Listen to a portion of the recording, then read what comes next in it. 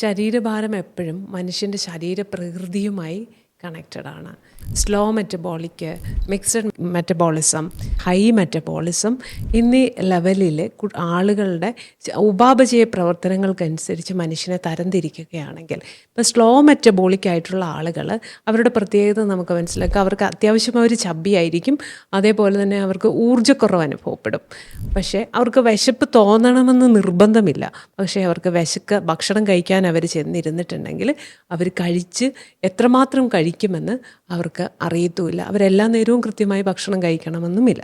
അപ്പം അങ്ങനെയുള്ളവരെയൊക്കെ നോക്കുകയാണെങ്കിൽ അവർക്ക് ഫൈബർ റിച്ച് ആയിട്ടുള്ള ഫാറ്റ് കൂടിയ ഭക്ഷണം, അതായത് നല്ല ഫാറ്റാണ് ഞാൻ ഉദ്ദേശിച്ചത്, അത്തരം ഭക്ഷണം അവരുടെ ശരീരത്തിൻ്റെ എനർജിയെ കൂട്ടും. അതായത് മെറ്റബോളിസത്തിൻ്റെ റേറ്റിനെ ത്വരിതപ്പെടുത്തുന്ന, കൂട്ടിക്കൊടുക്കുന്ന തരത്തിലുള്ള ഭക്ഷണമാണ് അവർക്ക് ആവശ്യം.